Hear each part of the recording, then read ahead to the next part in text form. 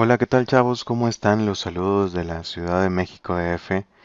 Y bueno, como ya les había comentado anteriormente, mi objetivo de poder seguir apoyándolos en que sigan aprendiendo las materias que les estoy impartiendo es hacer esta serie de tutoriales donde podamos darle un seguimiento más especial a cada uno de los temas.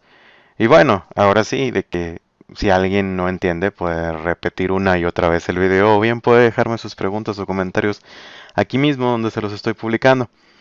Y bueno, les recuerdo que este tema, este video es válido para las materias de programación orientada a objetos y taller de programación orientada a objetos que imparto. Como pueden ver en pantalla, el tema es hilos o subprocesos. Aclaro que tal vez no todos los maestros vean este tema, y bueno, yo en lo particular lo veo aquí en programación orientada a objetos porque me parece una herramienta demasiado útil e importante. Eh, Algunos dirán otra vez de que son para otras materias, sin embargo, yo creo que ahorita que traen los temas como son, que son clases, métodos, instancias, los traen frescos, es cuando es el momento para que puedan aprender este concepto. Y bueno, vamos a comenzar definiendo qué es un hilo o su proceso. Sí, para antes de aventarles toda la cátedra a hacerles un comentario o revelación, como lo quieran ver. Todos los programas que han manejado hasta ahorita tienen al menos un hilo. Sí, solo que no se les había llamado de esa manera para no confundirlos o entrar en términos más complejos. Pero bueno, la idea de ver este tema como hilos es que podamos manejar más de uno para así expandir la capacidad de procesamiento del programa o sistema que vayamos a hacer. Para esto vamos a hacer o vamos a mostrarles el siguiente ejemplo. Imaginemos que tenemos un usuario y obviamente del otro lado una computadora con la cual va a interactuar. En medio obviamente está el programa que es el que va a ejecutar el usuario.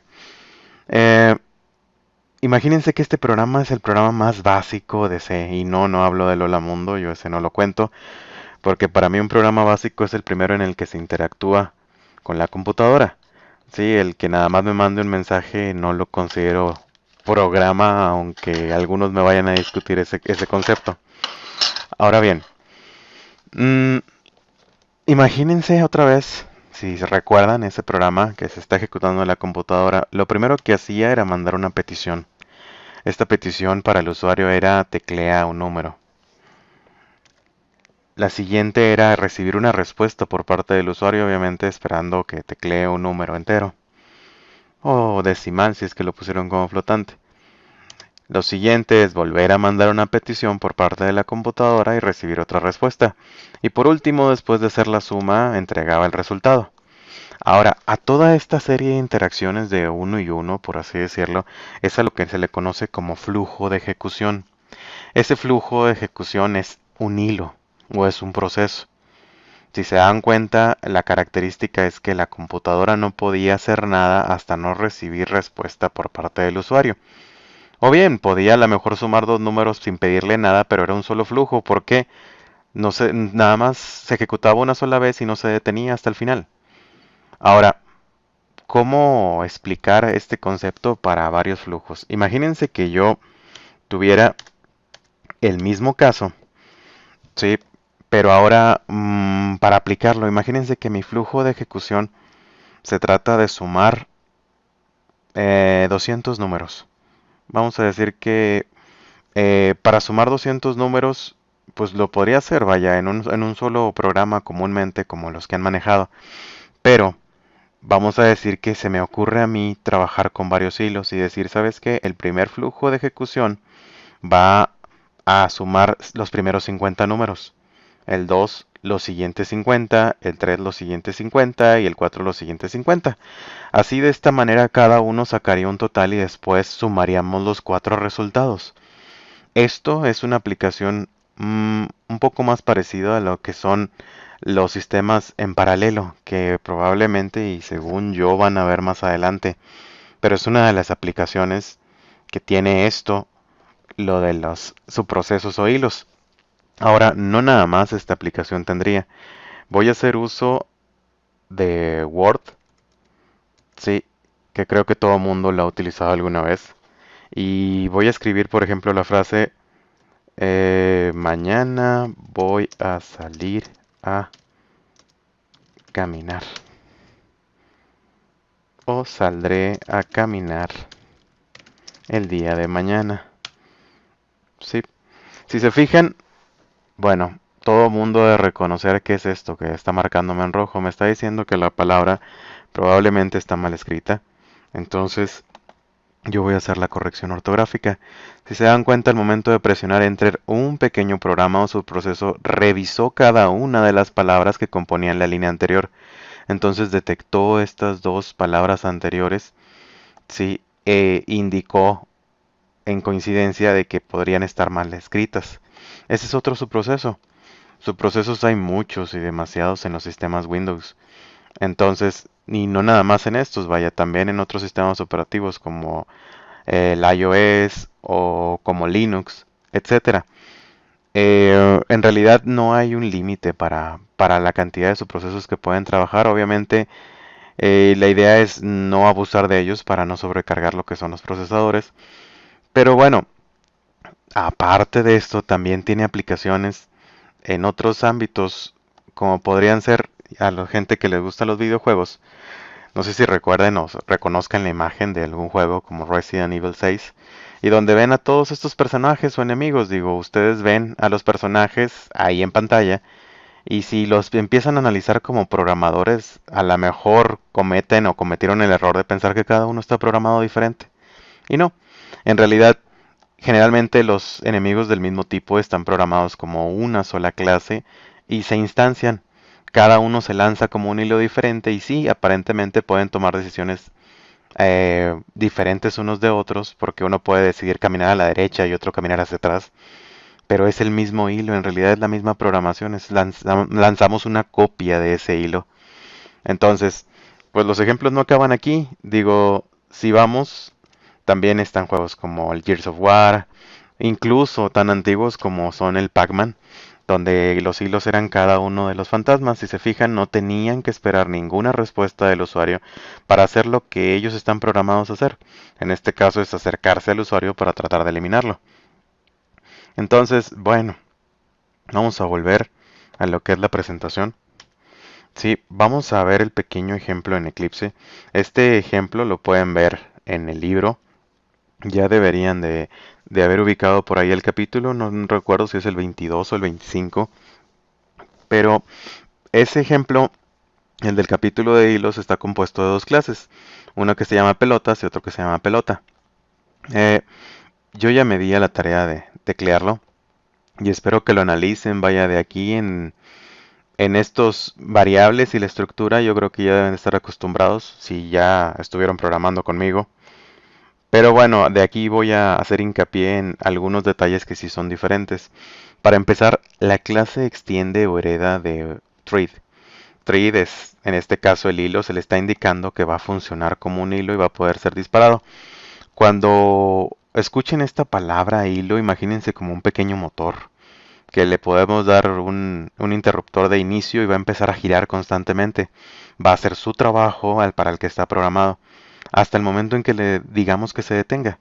Entonces presionamos el botón de apagado, por así decirlo, del motor y se va a detener. Ahora, de aquí lo importante es esta variable booleana, seguir rebotando. Creo que sí recuerdan para qué son las variables booleanas. Son variables lógicas que solo pueden tener dos valores, o verdadero o falso. Tenemos un constructor, que el constructor me indica que va a recibir un gpanel que se llama el panel, y ese solo lo va a utilizar para vaciarlo en una variable del tipo global o de clase que está aquí arriba. Posteriormente tenemos el método run. El método run es el equivalente al método main de los programas que hemos estado haciendo anteriormente. Este run es el que se ejecuta al momento de ejecutar la clase. Si se fijan, pone la variable seguir rebotando en true y pone un while mientras seguir rebotando. Esto while es muy común que lo vean en algunas formas de programación y me ayuda mucho o ayuda mucho a reducir bueno, hacer un poco más sencilla este tipo de condiciones. Seguir rebotando, en este caso, me está indicando que si es verdadera o si existe, se va a ejecutar todo esto. Como la acabamos de poner en true, obviamente va a ser verdadera la primera vez. Después veremos cómo se modifica false. Pero bueno, esto es un conjunto de métodos que se disparan en secuencia que están dentro de esta misma clase. Mover, rebotar, dibujar, retrasar y eliminar. Mover lo que va a hacer es de una coordenada en X le va a sumar una cantidad cierta en X y de un valor de Y le va a sumar un valor en Y también para hacer un movimiento o para simular un movimiento. Después seguiría rebotar. Rebotar es una validación. Sí, también sería una pequeña introducción a lo que serían colisiones. Me está indicando que si X es menor o igual a cero, es decir, si está contra la esquina izquierda de la pantalla, o si es mayor o igual a anchura, que sería la parte derecha de la pantalla donde va a dibujar. Si está en contacto con ella o si ya la pasó, entonces va a ser el cambio en X lo va a invertir. Es decir, si el cambio en X valía, no sé, 5, que aquí lo están viendo, que vale 7, en vez de estarlo sumando, ahora se va a volver negativo. Sí, que se vuelva negativo significa que cuando regrese acá y lo sume, pues en vez de sumarle lo va a restar. Sí, igual ocurre con Y si está pasando la parte superior o si está con altura. Acuérdense que Y crece en sentido inverso en Java. Sí, también lo va a invertir para que con este, al momento de que este sea negativo, en vez de sumar, reste. Ahora, esas validaciones solo entran cuando se cumple en uno de esos. Mientras no se cumpla ninguna de estas condiciones, acuérdense que esta doble línea significa un O. Mientras no pase eso, pues el valor va a seguirse conservando y va a continuarse moviendo en ese sentido de la pelota hasta que no ocurra uno de estos rebotes. Ahora, el siguiente método es dibujar. Ya que tenemos asegurada la coordenada, lo que va a hacer es esto. Esto ya lo sabemos o ya lo hemos manejado varias veces. Es extraer la parte útil de lo que es el panel en un objeto del tipo graphics y después ponerle a este objeto el color rojo, que va a ser el color de la esfera o de la pelota, y después dibujarlo en las coordenadas X con Y con un ancho de tanto y un ancho de tanto. Si pueden ver, estas dos magnitudes son iguales o se está refiriendo al mismo valor, por eso es una esfera, no es una elipse, aunque aquí diga que es un óvalo. Ahora, después de dibujar, va a retrasar y eliminar. Si retrasar se hace de esta siguiente manera. Dentro de un try catch con un thread.sleep se le pone en este caso un retraso de 50, que serían 50 milisegundos. ¿Para qué? Para posteriormente hacer la eliminación, que eliminar significa volver a poner, a extraer la parte y volver a poner la esfera, pero ahora en color blanco para dibujarla encima. Sí, en realidad la esfera o el truco de que parezca que se está moviendo es dibujar en una posición, borrarlo y volverlo a dibujar en una posición diferente. Sí, algo parecido debieron de haber visto alguna vez si es que jugaron eh, en la primaria o en la secundaria en una libreta, en una esquina, a escribir un pequeño personaje, monito, nave o lo que ustedes quieran, y la siguiente hoja dibujarlo un poquito movido a la derecha o a la izquierda, y así llevarlo continuamente. Después, si agarraban todas las hojas y las hojeaban rápidamente, se veía como que se estaba moviendo. Ese es el efecto de animación. Y aquí es lo mismo. Y si se pusieron a pensar por qué razón se puso el retraso, es que si lo borro, si lo dibujo y lo borro instantáneamente, no va a haber ni un pequeño instante en que lo alcancemos a apreciar en pantalla. Por eso es que lo dibujamos, lo dejamos 50 milisegundos y después se borra para redibujarse en otra posición. Ahora, todo parece estar bien hasta aquí. Vamos a la clase principal. La clase principal es lo más parecido a lo que ya han hecho hasta ahorita. Lo único especial es que tenemos 4 botones y tenemos 2 paneles donde se va a dibujar. Para esto sí es especial o diferente a lo que hemos hecho de la clase pelota, que es en este caso de la que se va a hacer el hilo. Se están haciendo 2 instancias, no solo una. Se puede hacer n cantidad de instancias de una sola clase si se necesita. Después, bueno, el main y esta parte ya no se los voy a explicar porque ya tienen un montón de ejemplos, se supone, más las tareas que me han mandado.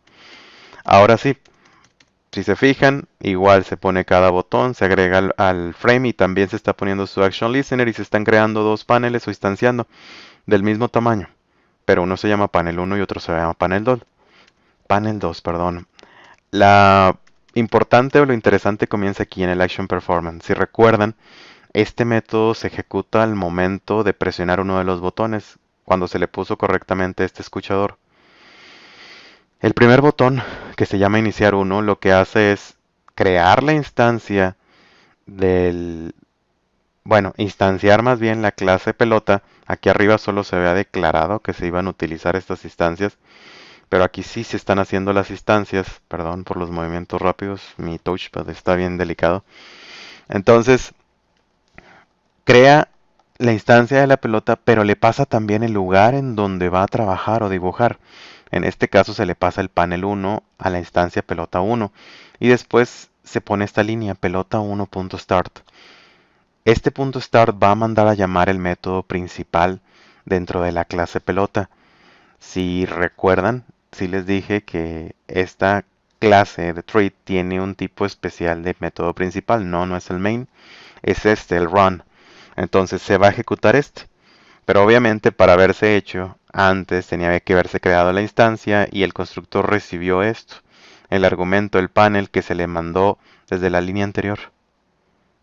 Si no hubiéramos hecho esto, no se hubiera podido ejecutar esto. Y bueno, el botón 2 hace lo mismo, pero con la instancia 2 mandándole el segundo panel. Ahora, pues bien padre, los hilos van a estar funcionando ahí como motores, como les había dicho, pero tenemos un botón que se llama detener 1. Y este botón va a tomar de la instancia que se llama pelota 1, va a ejecutar este método. Detener por favor, es el que no les había explicado, que está aquí abajo. Sí, detener por favor, lo único que hace es cambiar la variable booleana, seguir rebotando a false. ¿Qué quiere decir? Si recuerdan, teníamos un ciclo dentro de run.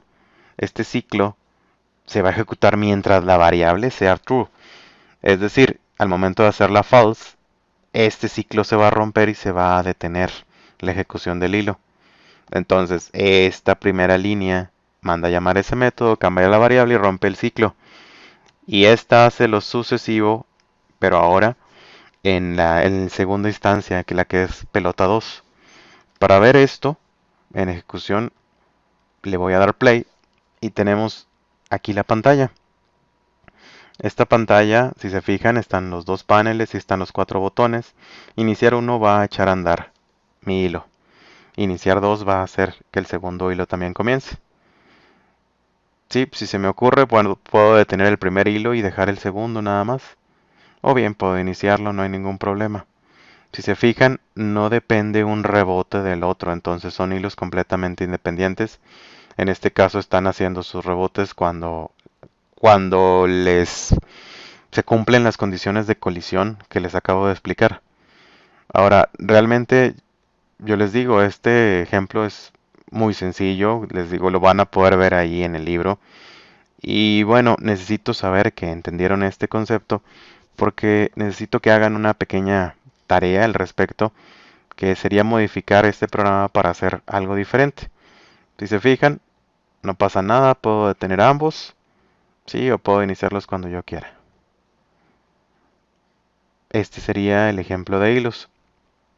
Ahora, antes de pasar a la parte que no les gusta a nadie, lo de la tarea, me gustaría pedirles que me dejen sus dudas o comentarios aquí en esta parte en donde les publique el video ahí en comentarios para saber a qué parte no le entendieron.